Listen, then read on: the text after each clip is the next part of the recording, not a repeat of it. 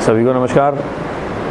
Last lecture में हमने बात की थी बॉडी सेंटर्ड क्रिस्टल के बारे में, है ना। बीसीसी स्ट्रक्चर के बारे में हमने बात की थी, जिसमें हमने बताया था कि बॉडी सेंटर्ड क्रिस्टल में या अंतः केंद्रित घनीय संरचना में जो यूनिट सेल है, उस यूनिट सेल के 8 कॉर्नर पर एक एक एटम उपस्थित रहता है तथा एक एटम यूनिट सेल के अंदर भी होता है, जो उन कॉर्नर वाले 8 एटम्स को क्या करता है, स्पर्श करता है, उनको टच करता है ना। उसके बिहाव पर हमने कैलकुलेट किया था। लैटिस कांस्टेंट हमने निकाला था बीसी स्ट्रक्चर के लिए। वो हमने कहा था कि लैटिस कांस्टेंट हमारे पास कितना आया था, lattice constant A equal to value आई थी 4R अपॉन वैल्यू आई थी √3 के बराबर, है ना। R क्या थी, किसी भी एटम की रेडियस को अपने पास R यहाँ रिप्रेजेंट कर रहा है।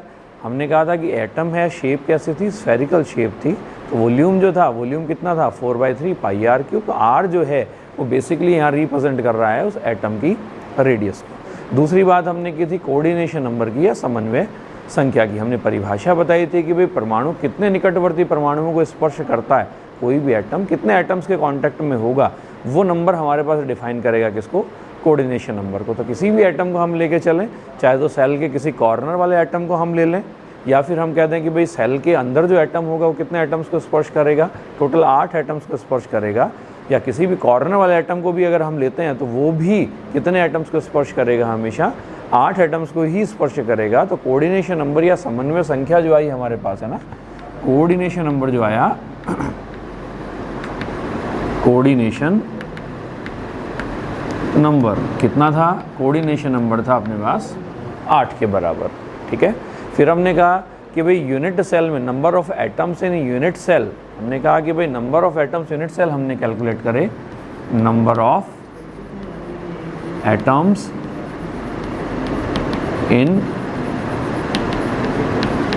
Unit cell. हमने कहा कि भाई कॉर्नर पे 8 एटम थे, हर एटम का सिर्फ कितना पार्ट, सिर्फ 1/8वां भाग ही अपने सेल में कंट्रीब्यूट करेगा, और एक एटम उस सेल के अंदर था। तो उसके बिहाव पर हमने कहा कि number of atoms for a BCC unit cell कितने होंगे, 2 हमारे पास उसके एटम होंगे। और लास्ट हमने बात की थी किसके बारे में, पैकिंग फ्रिक्शन के बारे में, है ना। पैकिंग फ्रिक्शन हमने कैलकुलेट किया था बीसी स्ट्रक्चर के लिए, जिसकी वैल्यू आई थी हमारे पास 0.68 या वैल्यू हमने कही थी 68%। हमने डिफाइन किया था कि पैकिंग फ्रिक्शन जो है वो हमारे पास एक ऐसा पैरामीटर है जिस बात को डिफाइन करता है कि यूनिट सेल के वॉल्यूम का कितना परसेंटेज या कितना पार्ट है वो एटम्स ने एक्वायर कर रखा है। इसका मतलब क्या हुआ, इसका मतलब बीसीसी स्ट्रक्चर की यूनिट सेल में 68% पार्ट जो है, या उसका 68% पार्ट है, वो तो एटम्स ने एक्वायर कर रखा है, और बाकी का जो रिमेनिंग पार्ट है वो पार्ट हमारे पास कैसा हो गया, ब्लैंक हो गया। नेक्स्ट हम बात कर रहे थे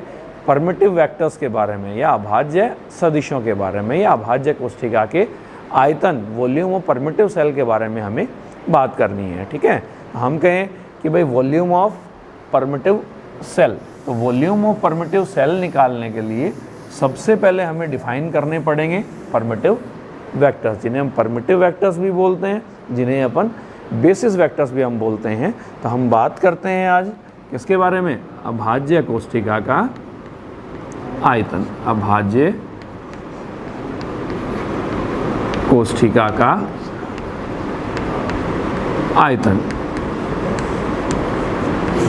volume of primitive cell, volume of primitive cell, ठीक है। अब हमने कहा कि भाई बॉडी सेंटर्ड क्रिस्टल है, क्यूबिक स्ट्रक्चर हमारे पास होता है, तो क्यूबिक स्ट्रक्चर के लिए हम कहते हैं कि तीनों जो प्रिमिटिव वेक्टर्स हैं उनका मैग्नीट्यूड कैसा होगा, सेम होगा, और तीनों का ओरिएंटेशन जो है वो हमारे पास कैसे डिफाइन करते हैं किसी क्यूबिक स्ट्रक्चर को, A equal to B equal to value आ गई C, और दूसरी बात क्या आ गई हमारे पास, जो ओरिएंटेशन है alpha equal to beta equal to gamma equal to value कितनी आएगी, 90 डिग्री, ठीक है। वॉल्यूम है किसी प्रिमिटिव सेल का, हम कैलकुलेट करते हैं V इक्वल टू वॉल्यूम, है ना। वॉल्यूम ऑफ प्रिमिटिव सेल कैसे डिफाइन करते हैं अपन, वैल्यू आती है किसके बराबर, वैल्यू आती है हमारे पास A डॉट में वैल्यू आती है B क्रॉस में वैल्यू आ गई C। तो सबसे पहले हमें कैलकुलेट करना है प्रिमिटिव वेक्टर्स को या बेसिस वेक्टर्स को। वो हम कैसे कैलकुलेट करें, जैसे हमने कहा कि भाई ये हमने एक सेल बना दिया ना, इस तरीके से एक छोटा सा डायग्राम बना लेते हैं हम इसके लिए। ये हमने कह दिया एक सेल बना ली इस तरीके से, ठीक है। अब तीनों जो बेसिस वेक्टर हमें बनाने हैं, तीनों बेसिस वेक्टर का ओरिएंटेशन जो है वो एक दूसरे कॉरस्पॉन्डिंग कितने डिग्री के एंगल पर होना चाहिए, 90 डिग्री के एंगल पर होना चाहिए, ठीक है। ये हमने एक सेल बना ली। इसी सेल के ऊपर मैं एक सेल और बना देता हूँ इस तरीके से। ये मैंने कह दिया एक सेल और बना दें हम इस तरीके से। ये कंडीशन आ गई, ये कंडीशन आ गई, और ये हमने एक सेल और बना दी इस तरीके से, ठीक है। क्योंकि परपेंडिकुलर में लेना है हमें, तो ये इस तरीके से थोड़ा विजुअलाइजेशन हमारे पास प्रॉपर आ जाए, ठीक है। इसी तरीके से एक सेल और बना देता हूँ मैं इस तरीके से। ये हमने कह दिया एक तीसरी सेल और बना दी, ये कंडीशन आ गई, और ये कंडीशन आ गई हमारे पास इस तरीके से। या मैं कह दूँ ये थर्ड सेल बन गई, और ये कंडीशन आ गई, ठीक है। ये मैंने कह दिया ओरिजिन है जिसके कोरस्पॉन्डिंग हमें प्रिमिटिव वेक्टर्स को कैलकुलेट करना है। इसको मैंने रिप्रेजेंट कर दिया किससे, इसको मैंने रिप्रेजेंट कर दिया सपोज दैट ओ से मैंने रिप्रेजेंट कर दिया, है ना। बॉडी सेंटर्ड क्रिस्टल है। हमने कहा कि भाई हर यूनिट सेल के सेंटर में एक एक एटम हमारे पास अवेलेबल होगा, एक एक एटम अवेलेबल होगा तीनों के लिए। किसी को भी मैं डिफाइन कर दूं, किसी भी तरीके से मैं रिप्रेजेंट कर दूं। सपोज दैट मैं कह दूं कि भाई ये जो प्रिमिटिव वेक्टर है ये रिप्रेजेंट कर रहा है हमारे पास किसको, ए वेक्टर को। ये प्रिमिटिव वेक्टर है ये हमारे पास रिप्रेजेंट कर रहा है दूसरा वेक्टर कौन सा आ गया, बी वेक्टर को। और तीसरा जो अपने पास यूनिट सेल का एटम है, इसके लिए जो प्रिमिटिव वेक्टर या बेसिस वेक्टर है वो हमारे पास कितना आ गया, सी वेक्टर आ गया। क्योंकि बेसिकली रूल क्या है, रूल है हमारे पास कि तीनों प्रिमिटिव वेक्टर्स हमारे पास क्या होने चाहिए, एक दूसरे के परपेंडिकुलर डायरेक्शन में होने चाहिए, ठीक है। अब बॉडी सेंटर्ड क्रिस्टल जो है उसके यूनिट सेल में जो एटम है, सेंटर जो एटम है, हमने कहा कि अगर सेल के सेंटर में होगा, सेल के सेंटर का मतलब क्या हुआ, एक यूनिट सेल है उसके कितने फेस होंगे, 6 फेस होंगे। और अगर किसी भी फेस से अगर हम सेंटर एटम की डिस्टेंस हम कैलकुलेट करना चाहें तो डिस्टेंस हमारे पास कितनी होगी, क्योंकि एक साइड है वो कितनी है, ए के बराबर है। तो सेंटर में यदि एटम है, किसी भी फेस से यदि आप उसके डिस्टेंस कैलकुलेट करोगे तो वो हमेशा कितनी आएगी, a/2 आएगी, है ना। यानी हम कह रहे हैं कि a = b = c, तीनों डायरेक्शन में मैग्नीट्यूड हमारे पास कितना है, सेम है। तो बॉडी सेंटर्ड क्रिस्टल की यूनिट सेल के सेंटर एटम से यूनिट सेल के हर फेस की जो डिस्टेंस होगी वो कितनी होगी, a/2 के इक्वल होगी, है ना। तो यहाँ हम देखो डिफाइन करें, मैं कह दूं कि भाई 3 डायरेक्शंस मैंने डिफाइन कर दी। एक डायरेक्शन तो ले ली मैंने कौन सी, एक डायरेक्शन तो ले ली x, दूसरी डायरेक्शन ले ली मैंने कौन सी, दूसरी डायरेक्शन आ गई y, और तीसरी डायरेक्शन है, तीसरी डायरेक्शन आ गई हमारे पास कौन सी, z, ठीक है। x डायरेक्शन में यूनिट वेक्टर हो गया i कैप, y डायरेक्शन में यूनिट वेक्टर हो गया j कैप, और z डायरेक्शन में यूनिट वेक्टर हो गया k कैप, ठीक है। अगर मैं प्रिमिटिव वेक्टर लिखना चाहूँ कौन सा, a वेक्टर यदि मैं लिखना चाहूँ तो मैं क्या लिख सकता हूँ कि भाई a vector equals to value आ गई हमारे पास a/2 आ गया। a/2 कौन से डायरेक्शन में, i कैप डायरेक्शन में, प्लस में वैल्यू आ गई a/2 आ गया, फिर वैल्यू आ गया हमारे पास कितनी, j कैप आ गया। ये ओरिजिन है, ये प्लस z है, ये कौन सा आएगा, -z। तो दैट मीन्स वैल्यू आ गई -a/2 और वैल्यू आ गई k कैप के बराबर, ठीक है। इसी तरीके से अगर मैं वैल्यू इसको क्या लिख सकता हूँ, a vector equals to value आ गई a/2 कॉमन आ गया, और वैल्यू आ गई i cap plus j cap, और माइनस में वैल्यू आ गई k कैप। प्रिमिटिव वेक्टर आ गया हमारे पास पहला। इसी तरीके से दूसरा प्रिमिटिव वेक्टर निकालें, b vector equals to, b vector मतलब ये वाला प्रिमिटिव वेक्टर हमें डिफाइन करना है। तो इसके लिए हम क्या कहते हैं, वैल्यू हम कहते हैं इसके परपेंडिकुलर प्लेन आएगा। तो b इक्वल्स टू वैल्यू हमारे पास क्या आ गई, a/2 आ गया, वैल्यू आ गई with minus symbol i cap plus a/2, value आ गई j कैप, प्लस में वैल्यू आ गई a/2 और वैल्यू आ गई k कैप। इसी तरीके से b वेक्टर इक्वल्स टू क्या लिख सकता हूँ मैं, b इक्वल्स टू वैल्यू आ गई a/2 मैं कॉमन निकाल लूँ, minus i cap plus j cap, और प्लस में वैल्यू आ गई k कैप, ठीक है। ये हमारे पास आ गया b वेक्टर। और इसी तरीके से यदि मैं c वेक्टर लिखना चाहूँ तो c वेक्टर के लिए क्या कह दूँ, c वेक्टर का मतलब कौन सी डायरेक्शन आ गई, -y डायरेक्शन आ गई। तो c vector equals to value आ गई a/2 और वैल्यू आ गई हमारे पास कितना, i कैप माइनस वैल्यू आ गई जे कैप और प्लस में वैल्यू आ गई के कैप। ये हमारे पास तीसरा प्रिमिटिव वेक्टर आ गया। ठीक है, यदि हमें वॉल्यूम निकालना है, वॉल्यूम ऑफ प्रिमिटिव सेल, तो हम क्या करें, हमें कुछ नहीं करना, सिंपल इस फॉर्मूले में हमें वैल्यू रखनी है। ए डॉट में वैल्यू आ गई बी क्रॉस सी। पहला प्रिमिटिव वेक्टर हमने कैलकुलेट कर लिया, दूसरा प्रिमिटिव वेक्टर निकाल लिया और तीसरा प्रिमिटिव वेक्टर भी हमने कैलकुलेट कर लिया।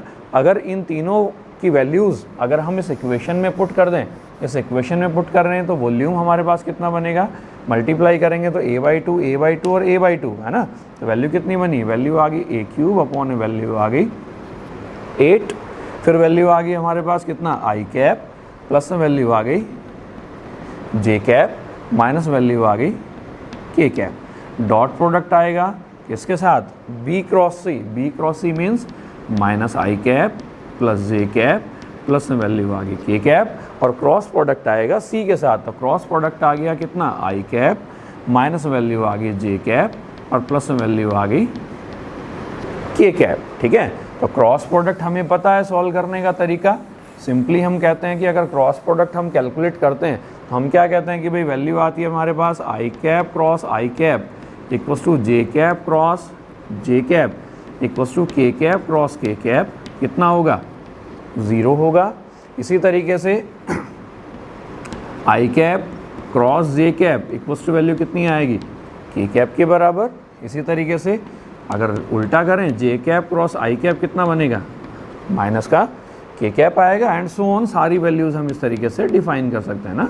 j cap cross k cap i cap बनेगा, और यह वैल्यू आ गई k कैप क्रॉस में वैल्यू आ गई j कैप, कितना बनेगा, माइनस i कैप बनेगा। और फाइनली मैं लिख दूँ k cap cross i cap equals to value आ गई j कैप, और i कैप क्रॉस में वैल्यू आ गई j cap k cap equals to value आ गई माइनस j कैप। ठीक है, या हम इसको सिंपली ऐसे भी लिख सकते हैं, i कैप आ गया, j कैप आ गया और k कैप आ गया।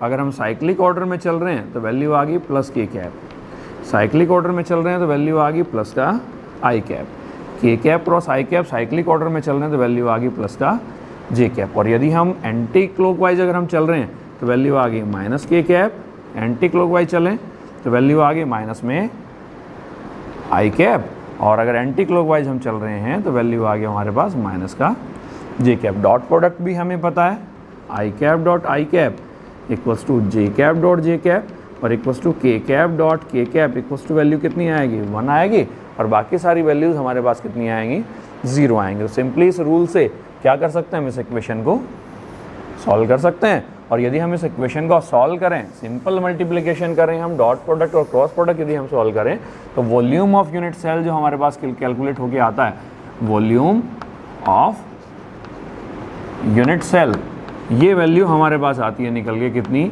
a क्यूब अपॉन वैल्यू आती है volume of primitive cell, volume of